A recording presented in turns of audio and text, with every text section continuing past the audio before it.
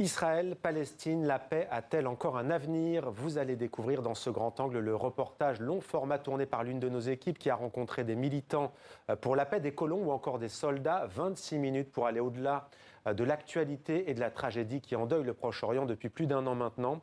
Un collection reportage réalisé par Sophie Goldstein qui est avec nous. Bonsoir Sophie, bonsoir. Journaliste et reporter à la rédaction de TV5 Monde. Reportage réalisé avec Gérald Brestroff, donc il y a quelques jours. Rodolphe Clémendo pour le montage. Et Rodolphe Clémendo pour le montage, à voir sur notre plateforme TV5 Monde Plus, quand vous le souhaitez, sur notre site internet. Et puis vendredi 17 janvier à 17h sur TV5 Monde Europe, notamment pour le public israélien. Avec nous également Elena Aoun. Bonsoir, merci d'être avec nous en direct Bonsoir. de la Belgique. Vous êtes professeure et chercheuse en relations internationales à l'Université catholique de Louvain et membre de l'Institut de sciences politiques Louvain-Europe. C'est l'ISPOL. Israël-Palestine, la paix a-t-elle encore un avenir? On regarde la bande-annonce. Après les attaques du 7 octobre et les bombardements sur Gaza, nous allons jurer de protéger cette terre. La solution viendra en les mettant à genoux.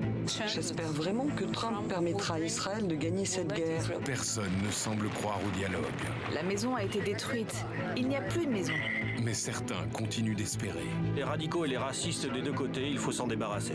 Vous savez qui paye le prix? Des gens innocents. Nous devons être aux côtés de ceux qui sont maltraités. Nous croyons que sans dialogue, rien ne changera. Collection reportage Israël-Palestine, la paix a-t-elle encore un avenir? Sur TV5 Monde. Voilà pour un premier aperçu. On verra, Sophie, d'autres extraits tout à l'heure. L'un des enseignements de votre reportage, et ce n'est pas anodin, c'est qu'il existe encore des voix pour la paix côté palestinien et israélien. Elles sont minoritaires, mais elles existent. C'est ce que vous avez essayé de capter à travers ce reportage?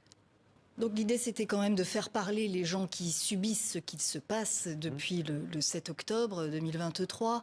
Une société israélienne qui est complètement ébranlée, qui a été mise KO en fait par cette attaque terroriste du Hamas. Le 7 octobre, avec des morts, des blessés, des otages, dont certains sont encore à Gaza, et dont il est question que certains, peut-être, si cet accord se concrétise, qui se profile, eh bien, reviendront. Il y a des morts, mais il y a aussi des gens vivants, apparemment, il faut voir. Donc, faire parler les gens du côté israélien, ébranlés, mais ébranlés aussi par ce qui se passe à Gaza. Parce qu'il faut savoir que tout le monde n'est pas d'accord avec ce qui se passe à Gaza. Il y a eu encore aujourd'hui un édito dans un journal très lu qui s'appelle le Yediot Aharonot, où un éditorialiste très connu de centre droit écrit que Israël a commis un nouvel Hiroshima et que cette guerre à Gaza doit cesser. Mais d'un autre côté, il y a des Israéliens qui ne veulent pas que cette guerre cesse parce qu'ils ont peur de ce qui est arrivé. Ils veulent détruire le Hamas et ils veulent aussi, pour certains, se venger. Et de l'autre côté, il y a des Palestiniens qui sont sous les bombes au quotidien, pour ce qui peut être quand même considéré comme une guerre punitive, puisque ces civils qui n'ont rien fait, ces enfants, ces femmes et ces vieilles personnes qui n'ont rien fait, elles sont totalement victimes de cette contre-offensive majeure, en fait, 466 jours. Bon. Et du côté des Palestiniens, il y a aussi des gens qui ne veulent pas entendre parler de paix. Alors on a deux sociétés, si vous voulez, qui sont extrêmement fracturées, beaucoup de douleur. Beaucoup de douleur. Et on va revenir notamment sur Marwa, que vous avez rencontrée, qui est une Palestinienne qui vit à Bethléem. On entendra après Elena Aoun et voir ce qu'elle pense justement de ces voix, certes minoritaires, mais qui croient encore, du moins à la paix, mais tout du moins au dialogue. Marwa, donc, que vous avez rencontrée, on regarde. Marwa travaille également avec l'ONG israélienne Women Wage Peace à une grande rencontre entre Palestiniennes et Israéliennes. Bienvenue dans notre jardin. On nous demande souvent comment nous pouvons discuter avec des Israéliens pendant qu'ils tuent des Palestiniens. Mais nous croyons que sans dialogue, rien ne changera. Moi, ce qui m'importe aujourd'hui, c'est que mes enfants soient traités équitablement et qu'ils vivent en sécurité. La pression de l'entourage est lourde. La normalisation avec Israël, déjà mal vue avant la guerre à Gaza, est vécue comme une insulte aux victimes des bombardements israéliens. Voilà donc pour le témoignage de Marwa. Elena Haoun, comment vous avez vu le documentaire le reportage de notre reporter Sophie Goldstein. Que vous inspire le fait de voir encore, certes minoritaires, mais des voix qui croient dans le dialogue, qui croient peut-être même dans un avenir commun?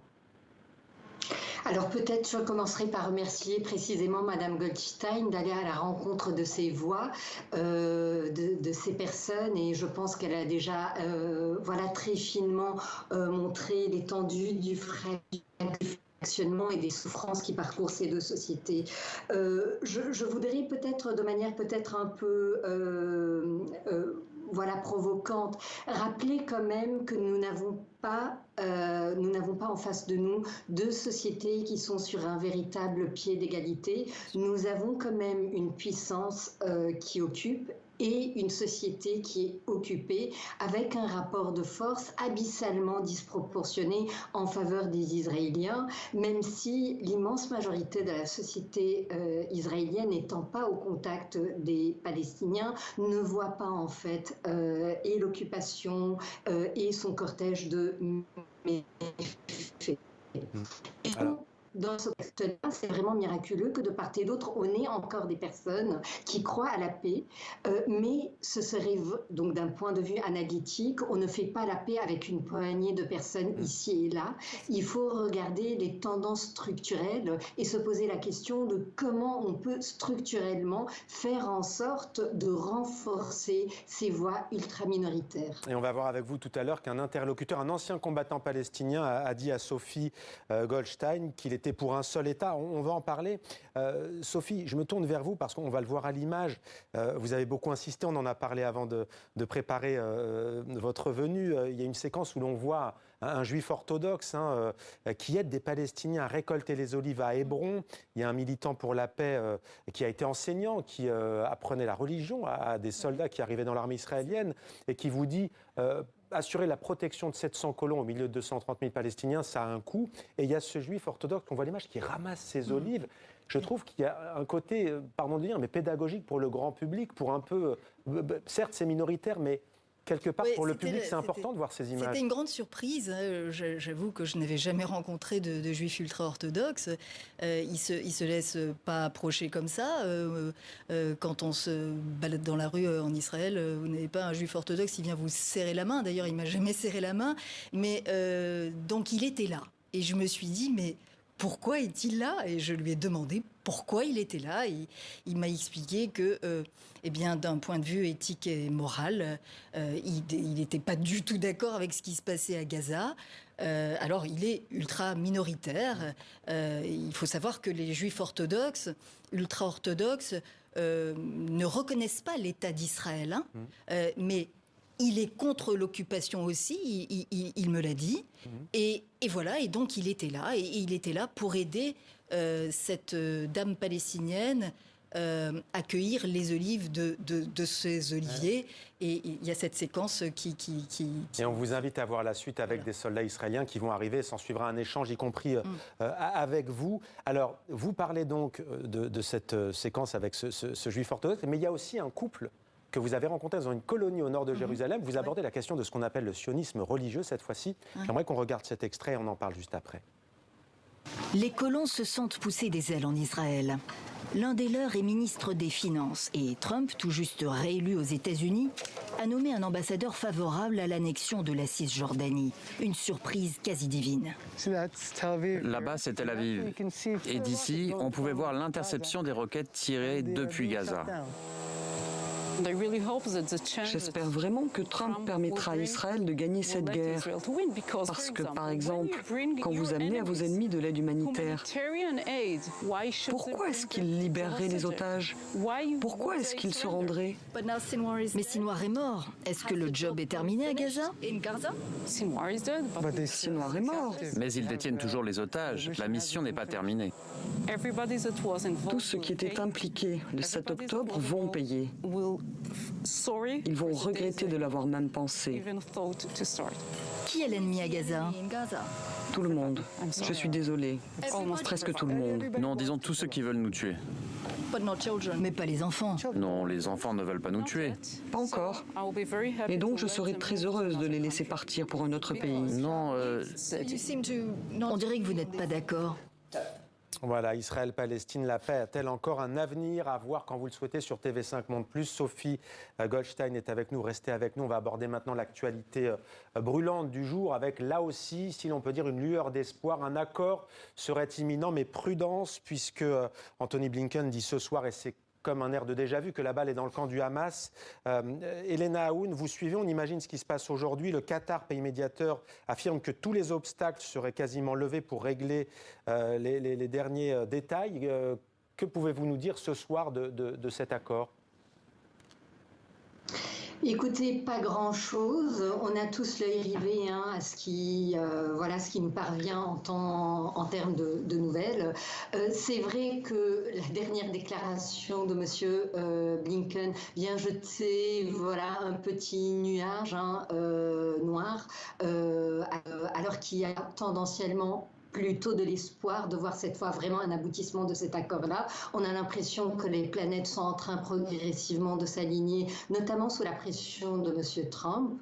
Mais voilà, on a déjà vu, c'est comme un remake, et en suggérant que la balle dans le camp du Hamas antérieurement, ça a été une manière d'offrir notamment une échappatoire au gouvernement israélien pour se rétracter. Alors justement, puisque vous parlez du gouvernement israélien, et Elena Haoun, j'aimerais qu'on entende Itamar Ben-Gvir, qui est ministre israélien de la Sécurité nationale. Il menace de quitter le gouvernement. On écoute. L'accord qui est en train d'être élaboré est un accord de reddition au Hamas. J'appelle mon ami, le ministre Bezalel Smotrich, à se joindre à moi et à coopérer avec moi contre l'accord qui est en train d'être élaboré. Le parti Otzma Yehudit n'a pas le pouvoir à lui seul d'empêcher l'accord, mais ensemble nous pouvons aller voir le Premier ministre et l'informer que s'il approuve l'accord, nous démissionnerons du gouvernement. Itamar Ben-Gvir également, Elena Haoun, qui admet avoir bloqué des accords pour les otages par le passé. On est vraiment là dans la politique intérieure, mais ça peut avoir son poids à nouveau. Absolument. Donc, à nouveau, il faut avoir conscience que l'actuel gouvernement israélien est un gouvernement d'extrême droite et ses franges les plus extrêmes sont les plus vocales. Et donc, il y a eu une alliance durant ces 15-16 mois, une alliance entre le Likoud et cette extrême droite israélienne pour privilégier la continuation de la guerre plutôt que la libération des otages et la recherche d'une issue à ce conflit dont la guerre à Gaza n'est qu'une seule dimension.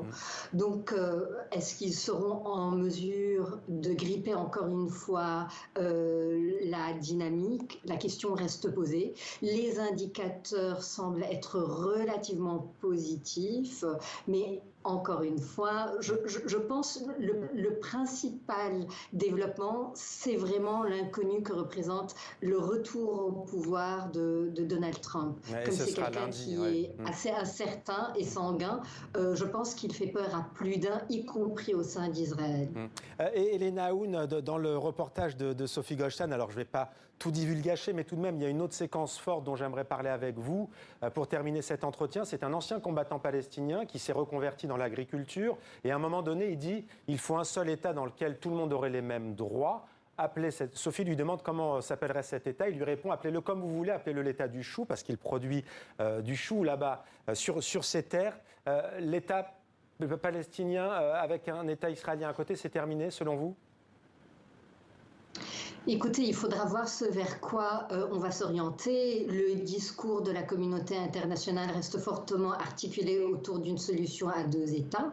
Il faut avoir conscience que de notre point de vue de politiste, de nos analyses, transformer l'État israélien qui aurait annexé l'ensemble des territoires palestiniens en un État binational vertueux est un challenge incommensurable. Ça veut dire qu'il va falloir trouver les moyens de ramener deux sociétés qui sont très différentes. Et je ne parle pas de religion, je ne parle pas de race, je ne parle que de conditions socio-économiques, culturelles, etc. Ce que nous, dans notre jargon, c'est l'intersectionnalité. Merci. Merci beaucoup. Merci beaucoup, Elena. Devant les lois. Merci, Elena Ounon et l'Esprit par le temps. Merci pour votre éclairage et d'avoir été en direct de Belgique avec nous. Merci, Sophie Goldstein, d'être venue nous parler de votre reportage. Donc, 26 minutes tourné avec Gérald Brestroff et monté par Rodolphe Clémendo. Merci à vous.